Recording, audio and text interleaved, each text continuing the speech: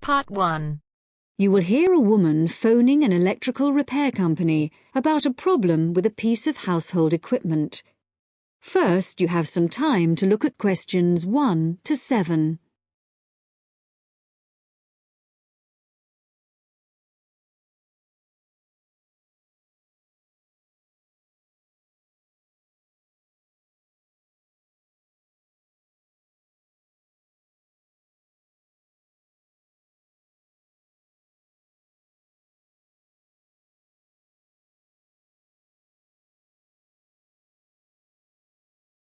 Now we shall begin. You should answer the questions as you listen, because you will not hear the recording a second time. Listen carefully and answer questions 1 to 7. Hello, Sinclair Electrical Services, Kevin speaking. Oh, good morning. I believe you do television repairs. That's right, we do. Well, my television's not working, but I don't have a car. Can you come round to see it? That shouldn't be a problem. Good. Can I just take a few details then? Certainly. So, if I could start with your name? Yes, it's Mrs. Douglas. Douglas? It's double S at the end, actually. OK, and the address? 135 Park Hill Avenue. In Somerton? That's right. And would you like my phone number? Yes, please. It's 765-482. 428? No, 82. OK, right. So, what's the problem with the television? Low volume. Even when you turn it up to maximum, it doesn't seem to make much difference. I mean, it's quite an old TV, but it's always worked perfectly well up to now. And the picture's okay. I did wonder. We had a power cut a couple of days ago, and it's not been right since then. I don't know if that could have affected it. It certainly might have something to do with it. Anyway, I'll come over and have a look. Can you tell me the make and model number by any chance? The number will be on the back of the TV. Yes, it's Schneider. That's SCHNEIDER. And the model number's, let me see. Yes, it's SVV5002. Right. Is that a fairly recent model? Not really. I got it 7 years ago. I remember the date because it was the year after I moved into this house, and that was 8 years ago. I hope you can fix it. I really don't want to buy another one. Before you hear the rest of the talk, you have some time to look at questions 8 to 10.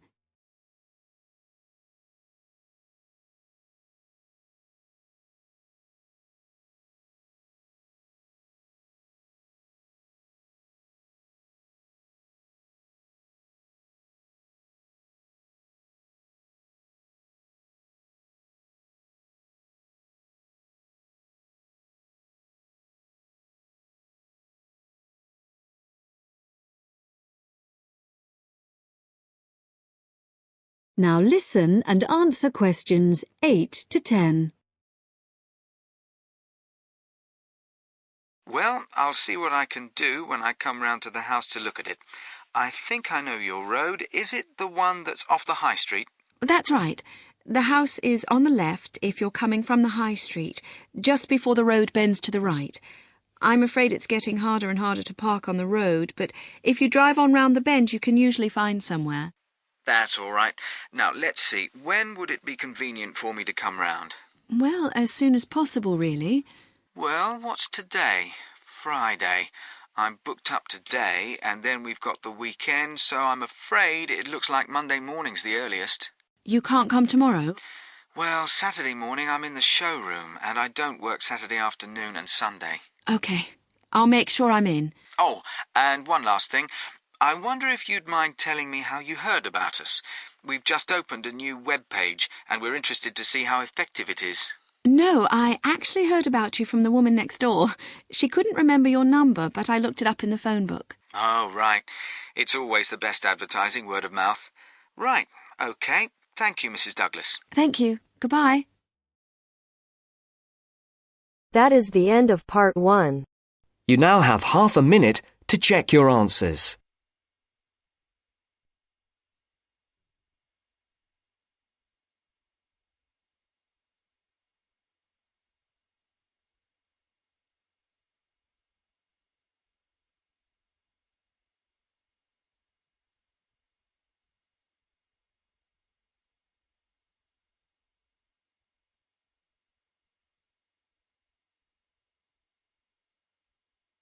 Now turns to part 2. Part 2. You will hear part of a tutorial between two students and their tutor. First, you have some time to look at questions 11 to 15.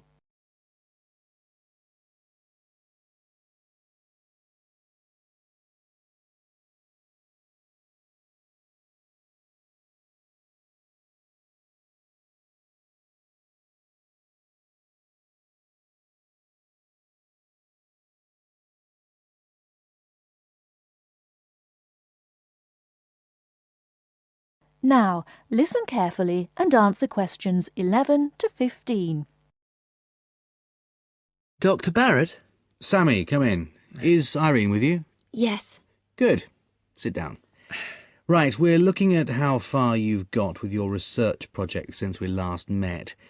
You decided to do a survey about computer facilities at the university, didn't you? That's right. We decided to investigate the university's open access centres and, in particular, the computer facilities. Lots of the students are having trouble getting access to a computer when they need one, so we thought it would be a useful area to research. Good. Fine. It's not a topic anyone has looked at before, as far as I know, so it's a good choice.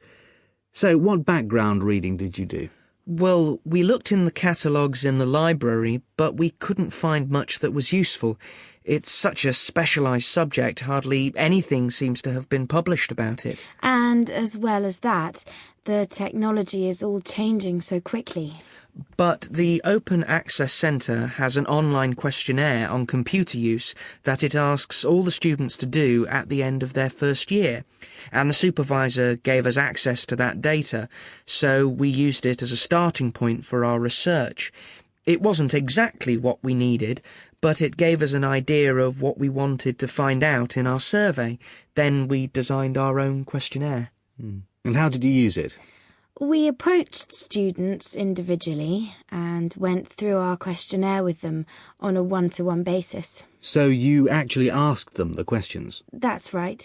We made notes of the answers as we went along, and actually we found we got a bit of extra information that way as well, about the underlying attitudes of the people we were interviewing, by observing the body language and things like that. How big was your sample? Well, altogether we interviewed a random sample of 65 students, 55% male and 45% female. And what about the locations and times of the survey? We went to the 5 open access computer centres at the university, and we got about equal amounts of data at each one. It took us 3 weeks. We did it during the week, in the day and in the evenings. Not the weekends? No. So presumably your respondents were mostly full-time students? Yes. Oh, you mean we should have collected some data at the weekends from the part-time students? We didn't think of that. OK, it's just an example of how difficult it is to get a truly random sample. So, how far have you got with the analysis of results? Well, everyone agreed there was a problem, but we're more interested in what they think should be done about it. The most popular suggestion was for some sort of booking system. About 77% of the students thought that would be best, but there were other suggestions. For example, about 65% of people thought it would help if the opening hours were longer, like 24 hours a day.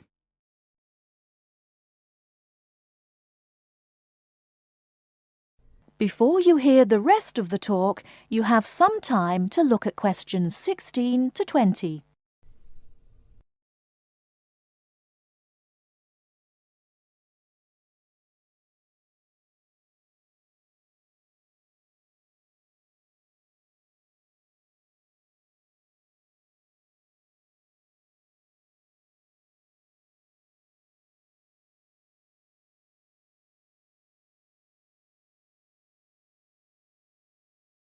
Now listen and answer questions 16 to 20. So, what other suggestions did people come up with? Well, actually, the main reason why people can't get to a computer is because so many students are using them for personal emails or just surfing the web. So one solution would be to have some computer rooms for recreational use and some for people to do serious work in. The trouble is, quite often people do their work, then they want to check their emails. And it would be a nuisance if you had to get up and go to another room and log on again just for that. Another problem is that during the day, tutors book whole blocks of computers for complete sessions, so several people said there should be restrictions on block bookings. But the trouble is, the classes need the computers. There's nothing else they can use. Some people said the whole problem would be solved if the university would just buy more computers, but other people said it might make things better for a bit, but it wouldn't really solve the problem permanently. You can't just solve the problem by throwing money at it. And with the suggestion that the computer room should stay open round the clock, some people did point out that there'd have to be someone around all the time to make sure the equipment didn't get stolen, especially at night. So a booking system seems to be the best suggestion. Yes. Apparently some universities have a sort of queuing system. It means the staff at the open access centres have to organise it, but people say it works quite well. You go along, and if there isn't a computer free just then, you're given a numbered ticket, and then when your number is called out, you have the next available computer. Or it can be done electronically as well, but that's more complicated, and it isn't really necessary. Good. So, now let's discuss. That is the end of part 2. You now have half a minute to check your answers.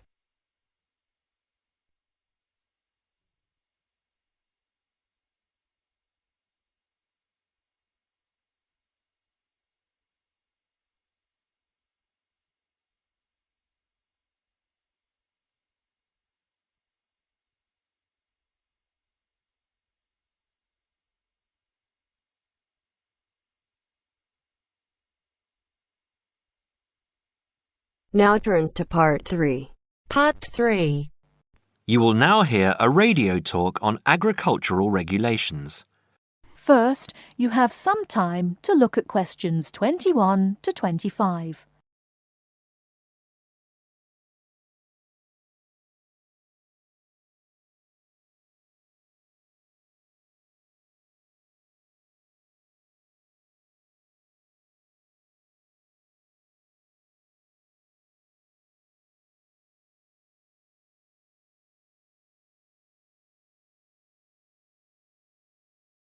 Now listen carefully and answer questions 21 to 25.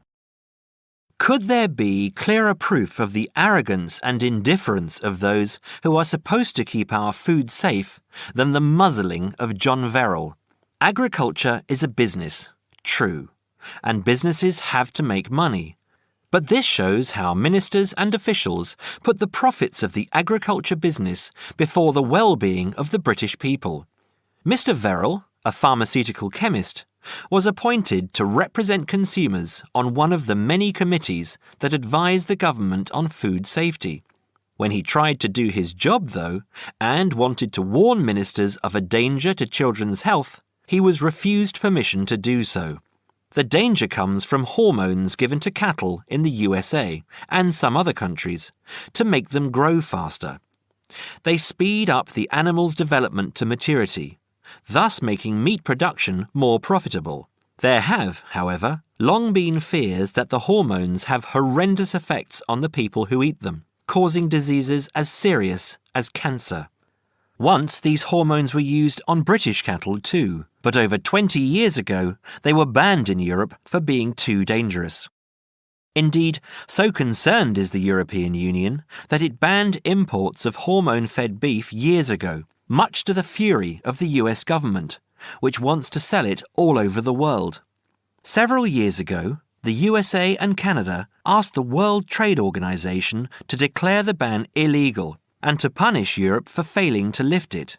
The WTO, with its long record of refusing to let environmental or safety concerns interfere with trade, agreed, imposing fines of more than $120 million a year on the EU for its refusal to back down. The British government now backs the Americans, claiming that there is no proof that hormone-fed beef does any harm. This is where Mr. Verrill comes in. He is very angry with the government, especially as their claim comes out just after a Danish study shows that growth hormones are 200 times more dangerous than was previously thought. Worried by these findings, Mr. Verrill spoke to government representatives, who did nothing. Before you hear the rest of the talk, you have some time to look at questions 26 to 30.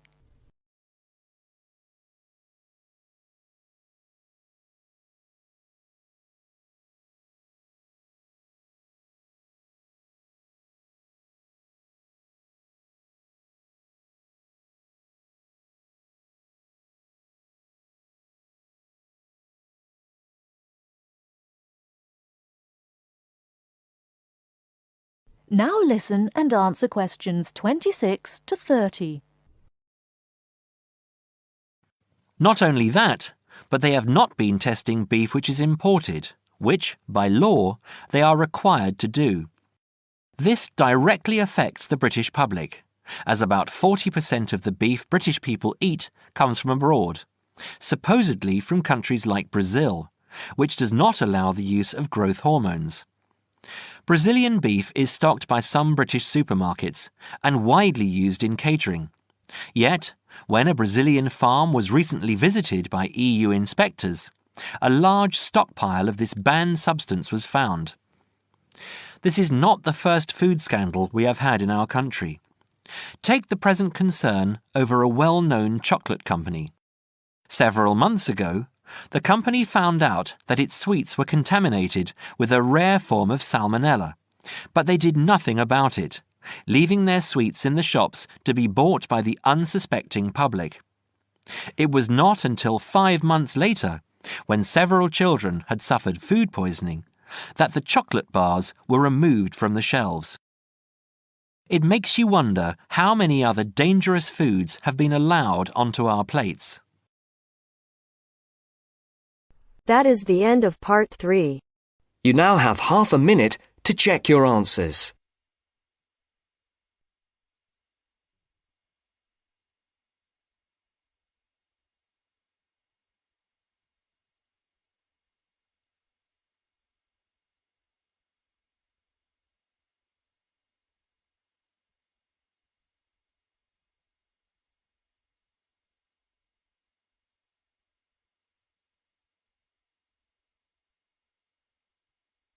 Now turns to part 4. Part 4. You will hear a talk on seasonal affective disorder. First, you have some time to look at questions 31 to 40.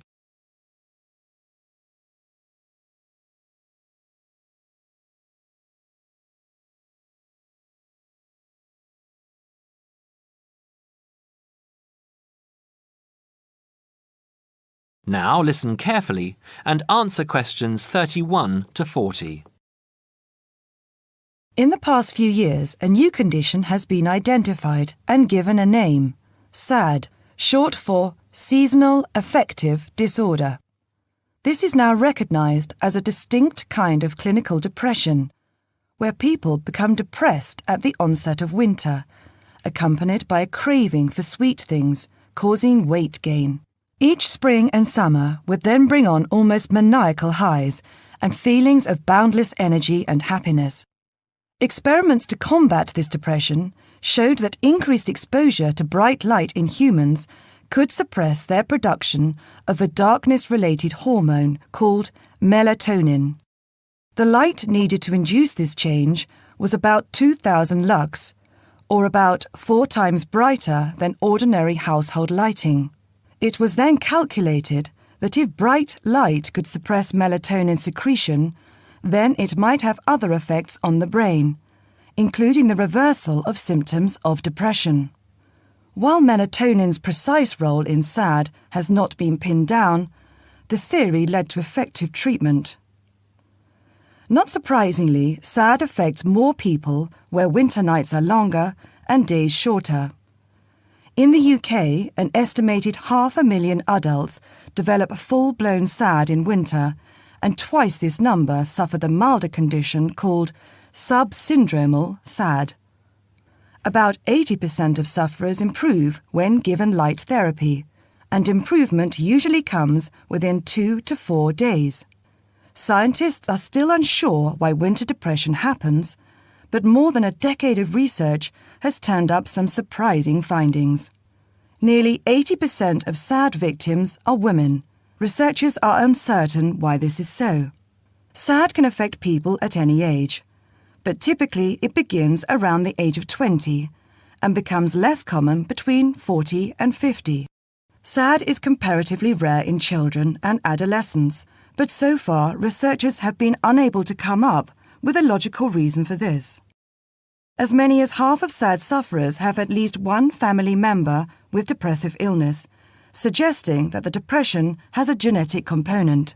Some patients experience shifts in their body clocks when they're depressed in winter. They are morning people at one time of the year and become evening people at another. What is the underlying difference between SAD sufferers and others? A clue can be found in carbohydrate craving, a common symptom. People often become obsessed with chocolate, for example. Carbohydrates alter brain chemistry by increasing the level of a soothing chemical called serotonin, a neurotransmitter that carries signals between brain cells. SAD sufferers crave carbohydrates because they may need serotonin to lift their mood.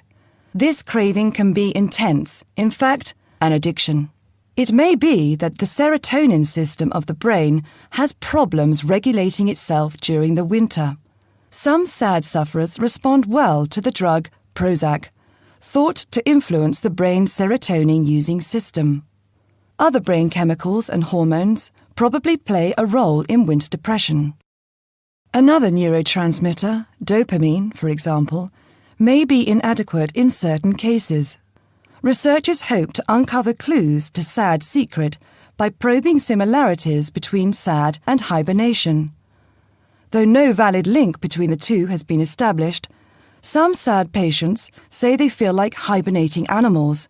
SAD sufferers tend to put on fat in autumn and early winter, roughly the time when such hibernators as bears and squirrels do. That is the end of part 4. You now have half